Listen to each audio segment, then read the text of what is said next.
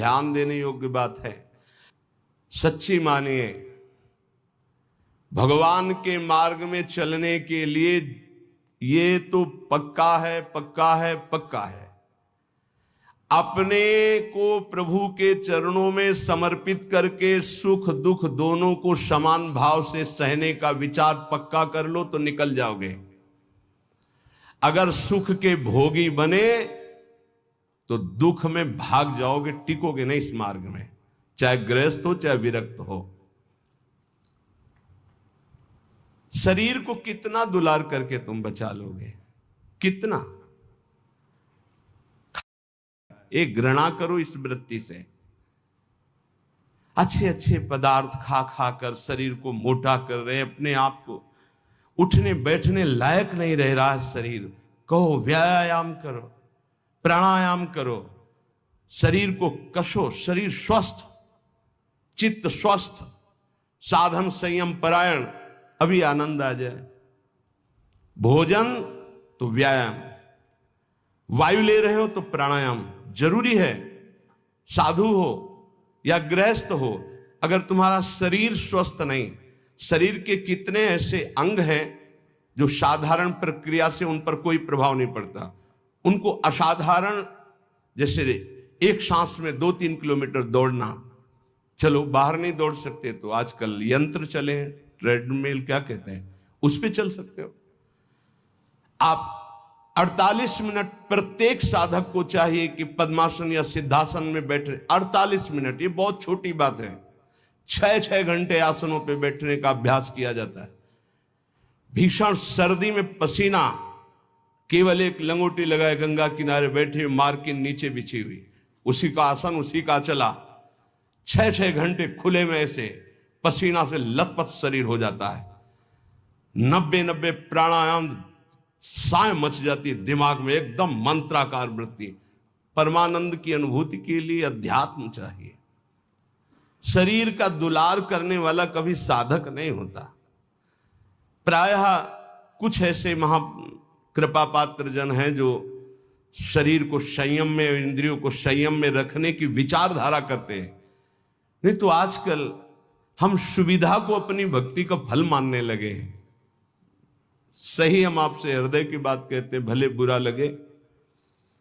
ये सुविधा भगवान की प्राप्ति में बड़ी दुविधा है। जब तक भगवत प्राप्ति न हो जाए तब तक सुविधा का भोग न करें। हम धन्य घड़ी वो मानते हैं जब हमारा जीवन असुविधा में व्यतीत हुआ है, 20 वर्ष। हम धन्यवाद प्रभु को करते हैं कि वो समय हमको दिया जो हम जानते नहीं थे कि वही सुख का साधन है, वही सुख का साधन है। हम नहीं समझ पाए थे, हम उसे समझ रहे थे, हमारी कसौटी कसी जा रही, लेकिन आज हमको समझ में आता है कि हमारा वरदान का समय वो था। असुविधा साधक को ऊंचाई पर चढ़ाती है और सुविधा साधक को रोक देती है। ये पकड़ लेना। जिसकी वृत्ति भगवदाकार हो गई, महलों में रहे चाहे झोपड़ी में, कोई फर्क नहीं पड़ता। लेकिन ये स्थिति प्राप्त करने के लिए असुविधा चाहिए, तो उतना ही सुविधा का भोग करे, शरीर के दुलार में न फंसे, मान लिया जाए। नहीं तो आध्यात्मिक ऊंचाई पर चढ़ना कठिन हो जाता है। जो भगवत प्राप्त महात्मा जन हैं वो कह रहे हैं, बहुत जन्म व्यतीत हो गए इस शरीर से प्यार करते हुए, लेकिन सदगुरुदेव नहीं मिले, इसलिए तुम बाजी हारते गए। मन रे अब की बेर संहारो, जन्म अनेक दगा में खोए, बिना गुरु बाजी हारो। मन रे अब की बेर संहारो। बहुत से तुम्हारे जन्म हुए, मनुष्य जन्म, लेकिन सदगुरु नहीं मिले। बाल्यावस्था तो हमारी ऐसे चली गई कि पता ही नहीं चला खेल कूद में। बालापने ज्ञान नहीं तन में, जब जन्म्यो तब बारो। तरुणाई सुख बाम में खोयो, बाजो कूच नगारो। बाल्यावस्था कब चली गई पता नहीं चला, सोने में, खाने में, खेलने में। और जब जवानी आई तो बाम कहते हैं प्रतिकूल काम आकर्षण शरीरों में। ये ऐसा नशा चढ़ा काम का जवानी में, कुछ समझ में नहीं आया और जवानी निकल गई।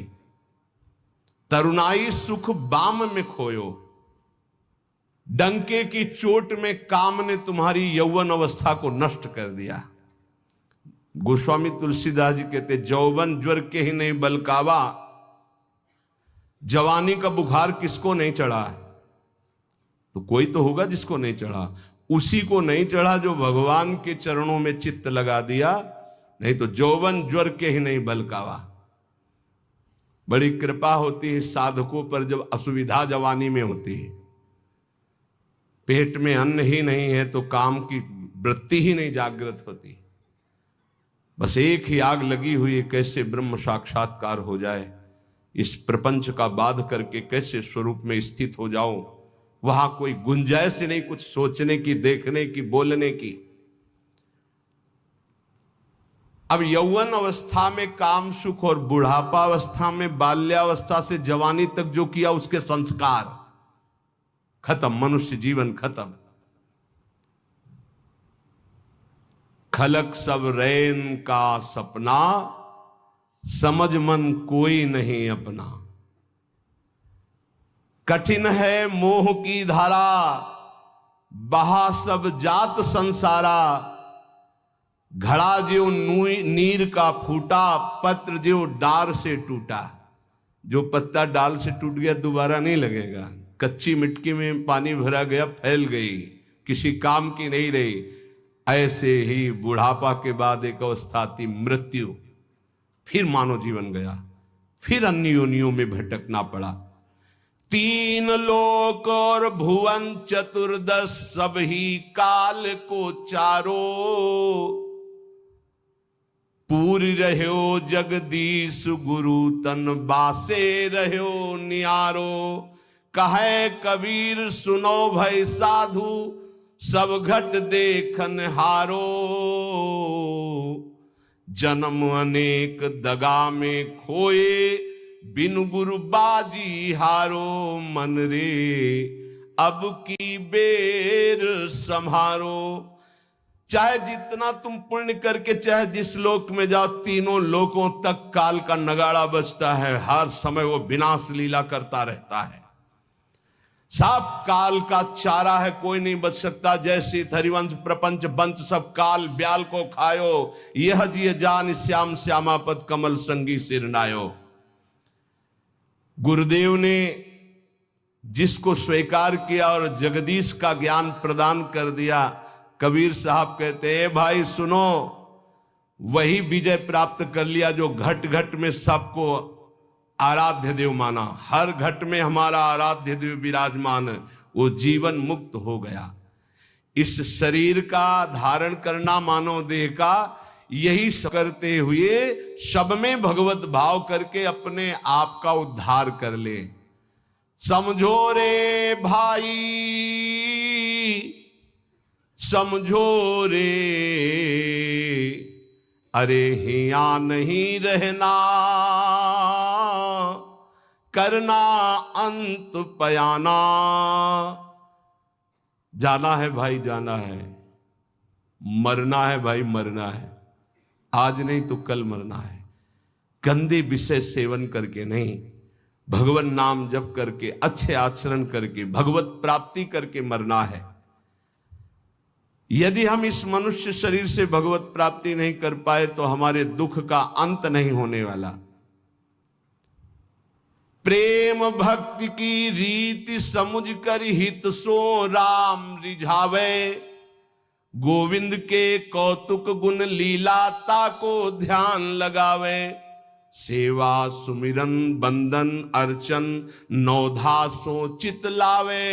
अब की अवसर भलो बनो है, बहुरी दाव कब पावे। भजन प्रताप उतरे भव सागर, उर आनंद बढ़ावे। साधुन की संगति को साबुन लेकर ममता मैल बहावे। हे भाई, बिना प्रेम भक्ति के भगवान की प्राप्ति कठिन है। गोविंद के चरणारविंद का आश्रय लेकर नाम जप करते हुए जो लीला गाते हैं, अर्चन बंदन करते हैं, नवधा भक्ति करते हैं, उनके हृदय में प्रेम लक्षणा भक्ति जागृत होती है। ये प्रेम लक्षणा भक्ति साधु संग से आती है। साधु संग रूपी ऐसा साबुन है कि ममता रूपी मैल धुल जाता है, और जहां मन ममता रूपी मैल से रहित हुआ तहां प्रेम प्रकाशित हो जाता है। प्रेम प्रकाशित होने में जो बाधा है, भक्ति करते हुए और साधु संग करते हुए भी यदि प्रेम प्रकाशित नहीं हो रहा, तो ये कुछ बाधाएं इसमें वर्णन की गई हैं। ध्यान से सुन लो, और इनको कभी करना नहीं तो प्रेम भक्ति जरूर जागृत हो जाएगी। पहला, आहार दोष। ध्यान में बैठा लो या लिखते जाओ। आपको साधु संग मिल गया है, नवधा भक्ति कर रहे हैं, लेकिन प्रेम नहीं प्रकट हो रहा है। जैसे आप वृंदावन धाम वास कर रहे हैं, सत्संग कर रहे हैं, नाम कीर्तन कर रहे हैं, प्रेम नहीं प्रकाशित हो रहा है, तो इन दोषों को देख लो आपके अंदर है क्या। पहला है आहार दोष। आहार दोष बुरी कमाई से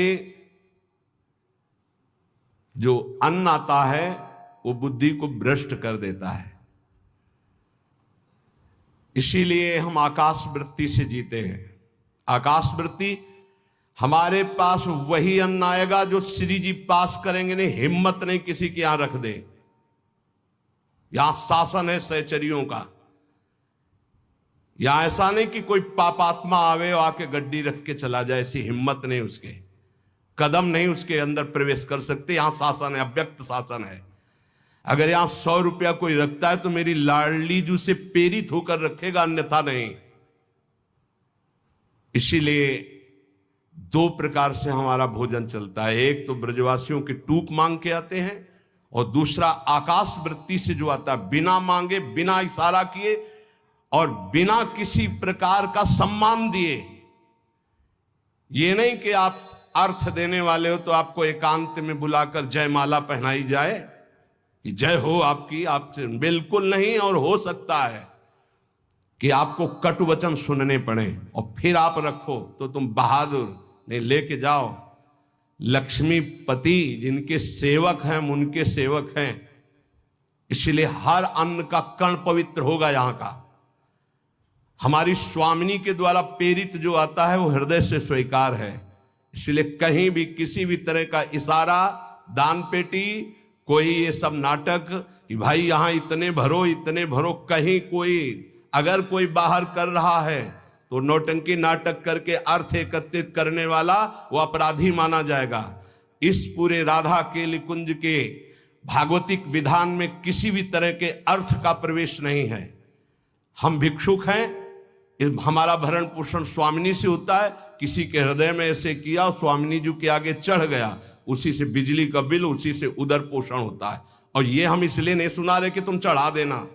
हम तो कसम खवाई सत्संग में कि जिनको ये लगता हो कि मेरे द्वारा चलता है, तुम्हें इष्ट की कसम है, यहाँ चवन्नी मत चढ़ाना। हम देखते हैं अपने स्वामी को, तुम्हारे से हमारा नहीं चलता, हम स्वामी से देखते हैं जिनसे अनंत ब्रह्मांड। तुमने सहयोग किया था ब्रह्मांड बनने में क्या? अनंत ब्रह्मांड एक संकल्प में बन गए, उनके हम दास हैं। तो जो अधर्म की कमाई से, अधर्म की कमाई कैसे होती है? जहां हमारा धर्म कहता है कि ये नहीं लेना चाहिए, हम उसे लेते हैं। जहां हमारा धर्म कहता है ये नहीं करना चाहिए, उसे हम करते हैं और फिर वो अर्थ लेते हैं। कई तरह के अधर्म की कमाई होती है। इसको हमने देखा भ्रमण के समय में। जैसे कहा जाता है कि आपका ब्लैक व्हाइट हो जाएगा, ऐसा हमने नहीं कहीं पढ़ा, शास्त्रों में नहीं पढ़ा, संतों से नहीं सुना। धर्म से 10 रुपया कमाओ, 4 रोटी बनाओ, 1 रोटी में 4 टुकड़े कर लो, 3 में तुम पाओ। एक गाय को दे दो, कौआ को दे दो, एक भिक्षुक संत को दे दो, एक ऐसे डाल दो, कोई जीव जंतु खा ले। इसे कहते हैं। वो तुम्हारा धन और पवित्र हो गया। पापाचरण करके आओ, 1,00,000 में 10,000 दो, नरक जाओगे, क्योंकि वो 10,000 जो खाएगा उसकी बुद्धि भ्रष्ट हो जाएगी। आहार दो। जब द्रौपदी जी और महाराज युधिष्ठिर और भगवान श्री कृष्ण भीष्म पितामह को घेरे हुए प्रश्नोत्तर हो रहे हैं, तो बहुत शास्त्र का ज्ञान दे रहे हैं, बहुत हजारों प्रश्नों के उत्तर भीष्म पितामह जी ने दिए। तो जब धर्म का उपदेश कर रहे थे तो कहा, रुको पितामह, ये वही बुद्धि है उसी महापुरुष की जो सभा में बैठा था, मुझे वस्त्रहीन किया जा रहा था, मैं चीख चीख के पूछ रही थी क्या ये धर्म है? उस समय ज्ञान तुम्हारा कहां चला गया था जो आज ज्ञान उपदेश कर रहे हो? तुम मुस्कुराए और कहा, बेटी तुम्हारा प्रश्न धर्मयुक्त है। वो सब बह गया। 6 महीने बाणों की सैया पर वो खून बह गया है। इस समय मैं शुद्ध हूं, जो प्रश्न करोगे ठीक धर्मयुक्त उत्तर होगा। उस समय पापी दुर्योधन का अन्न खाने से मेरी बुद्धि मलिन हो गई थी। उदाहरण दिया कि एक परमहंस जी जंगल में कंदमूल फल खाकर रहते थे। एक दिन राजा की दृष्टि पड़ी, श्रद्धालु था, साष्टांग दंडवत की, महाराज महल पधारिए और अपने चरणामृत से, चरण रज से महल को पावन करें और प्रसाद पाए। मना कर दिया, हम तो कंदमूल फल खा गए। चला, दूसरी बार फिर आया, तीसरी बार फिर आया। मन में आया चलते, ठीक है। राजा बहुत प्रसन्न हुआ, आदर के साथ ले गया। महारानी ने स्वयं बनाया, महाराज संत भगवान ने पाया, गए। अब जब जंगल में आए तो मन नहीं लगा भजन में। कहां सूखे कंदमूल फल और कहां रसीला वो भोजन राज परिवार का और रानी के हाथ का बना। अब तो अच्छा दृश्य देखने की इच्छा नहीं होती हो, गुलरी पाकर, यही फल जंगली। बस अब ये इंतजार था कि राजा आ जाए और निमंत्रण दे दे।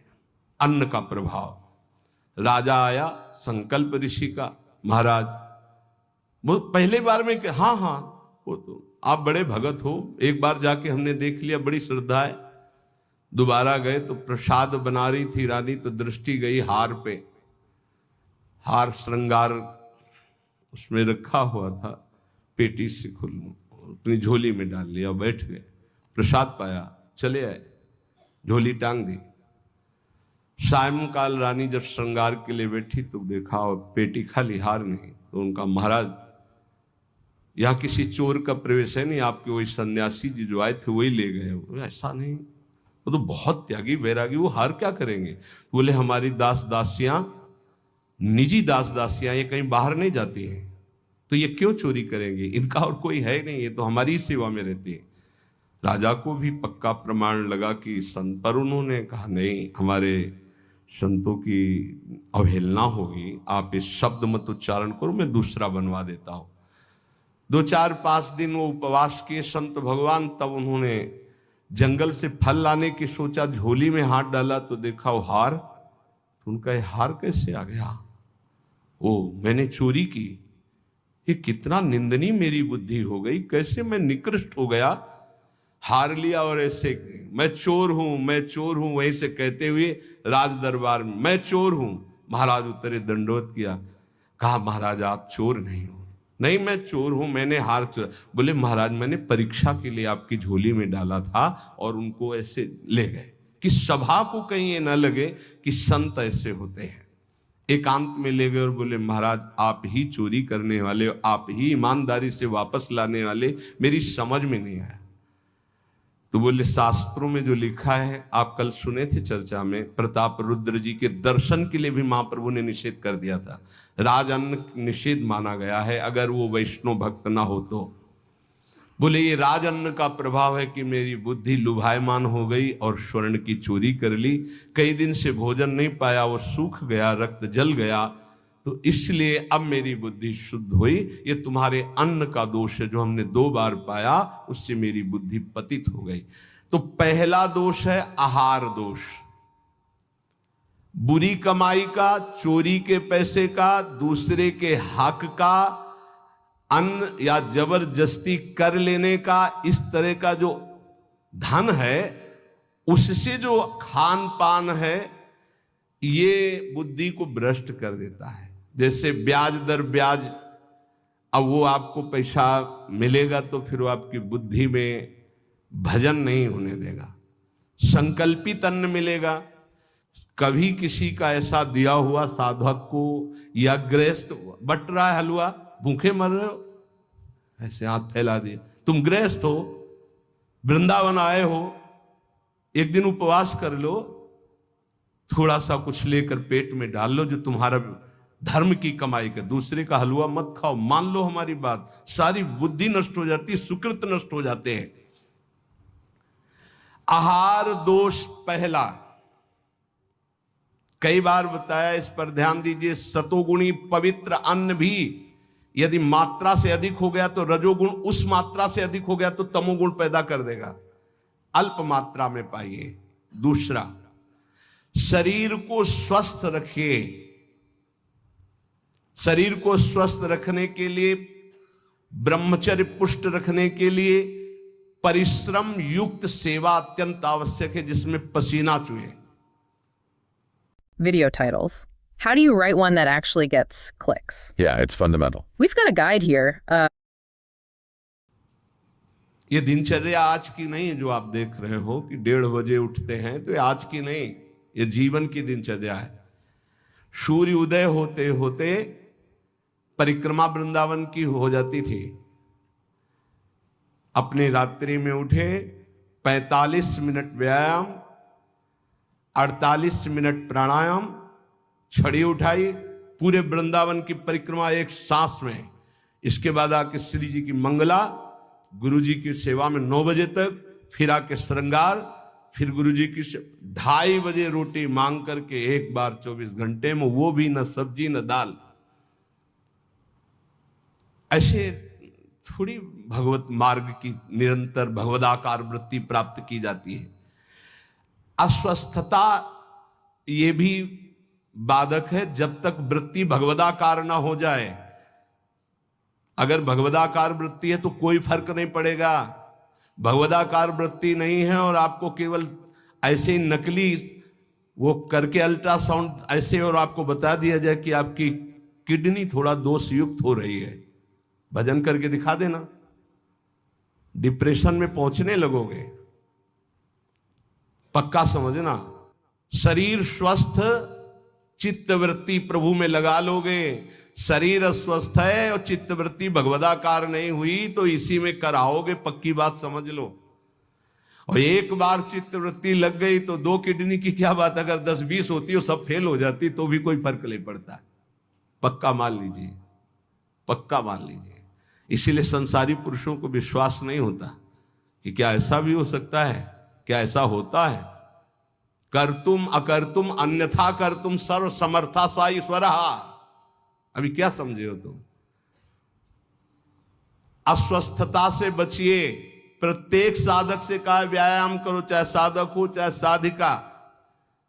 संयम से चलो, व्यायाम प्राणायाम अत्यंत आवश्यक है। ठीक है, आपकी दिनचर्या ऐसी, तो समय निकालो, ऐसी दिनचर्या में समय निकालो कि आप व्यायाम कर सको, आप प्राणायाम कर सको। मान लो मेरी बात।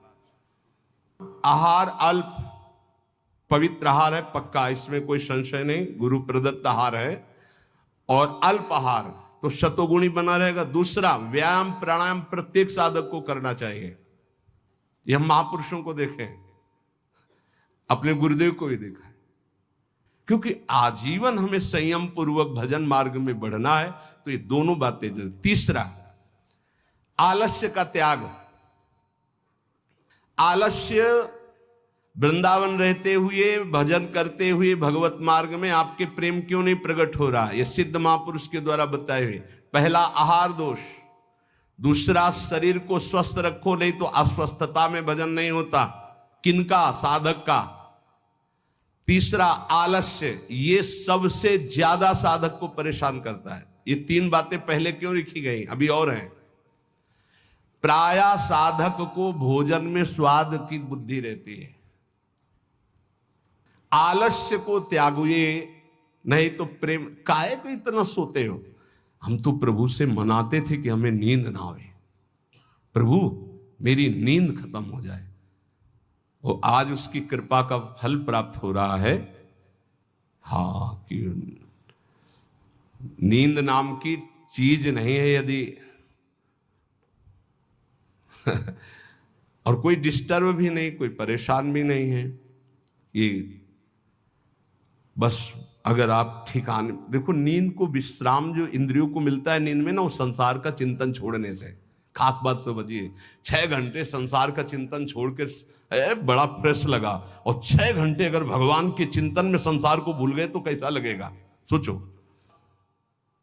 प्रमाद माने जो अभी काम करना है वो कल कर लेंगे, कल कर लेंगे ना। करने योग्य काम को आगे के लिए छोड़ देना और ना करने योग्य काम को तत्काल करना, जबकि साधक इसका उल्टा करता है। करने योग्य कार्य को तत्काल करता है, ना करने योग्य कार्य के लिए उपस्थित समय आने पर भी उसे टाल देता है। कल देखेंगे उसके ना करने योग्य कार्य को तत्काल करना और करने योग्य कार्य को आगे के लिए टाल देना, इसे प्रमाद कहते हैं। पुरुषार्थहीनता, जैसे कुछ लोग ऐसे कहते हैं कि अरे वो जब आपकी कृपा होगी तो सब हो जाएगा। हाँ, आकाश से उतरेगी कृपा। तुम्हें कह रहे नाम जप करो, समय से वाणी पाठ में जाओ, समय से ऐसे करो ऐसे, ये कृपा नहीं और क्या? तुमको जो उपदेश कर रहे हैं कृपा नहीं तो और क्या? भगवान गीता में उपदेश कर रहे हैं, शास्त्रों में उपदेश कर रहे हैं, ढूंढ ढूंढ करके हर बात तुम्हारे कान तक पहुंचा रहे हैं प्रभु, ये तुम पर कृपा नहीं है? अब तुम आलस्य करो, प्रमाद करो। बहुत समझ में नहीं आता कि साधक क्या लक्ष्य लेकर के चलता है। पुरुषार्थहीनता है तो प्रेम प्राप्त नहीं होगा। पुरुषार्थ युक्त रहो, एक क्षण भी बर्बाद मत करो, कबहू काल वृथा नहीं जाए, इस पर ध्यान दीजिए। समय बर्बाद मत कीजिए, 1 मिनट आपका बहुत कीमती है। फिर 6वां, अश्रद्धा। श्रद्धा किसे कहते हैं? गुरु और शास्त्र के वाक्य को यथावत बिना विचार किए पालन करना, उसे श्रद्धा कहते हैं। इसके बिना सिद्धावस्था नहीं होती, इसके बिना परम शांति नहीं मिलती। श्रद्धावान लभते ज्ञानम तत्परा संहितेन्द्रिया ज्ञानम लब्ध्वा पराम शांति मचिरेणादि गच्छति। श्रद्धावान ही ज्ञान को प्राप्त होता है, ज्ञानी ही अपनी इंद्रियों को संयम में रखता है, इंद्रियों को संयम में रखने वाला ही परम ज्ञान परम शांति को प्राप्त होता है। प्रथम हृदय श्रद्धा जो करे, सेवकवाणी, प्रथम हृदय श्रद्धा जो करे, आचार्यजन जाय अनुसरे जहां जहां हरिवंश के, तब बात बनती है। भवानी शंकरो वंदे श्रद्धा विश्वास रूपिणो याभ्याम बिना न पश्यन्ति सिद्धा स्वांता स्तमि। कह रहे हैं ऐसा करो, बिल्कुल नहीं सुन रहे तो क्या है? अश्रद्धा। ये तुम्हें प्रेम प्राप्त नहीं होने देगी। ये भगवदानंद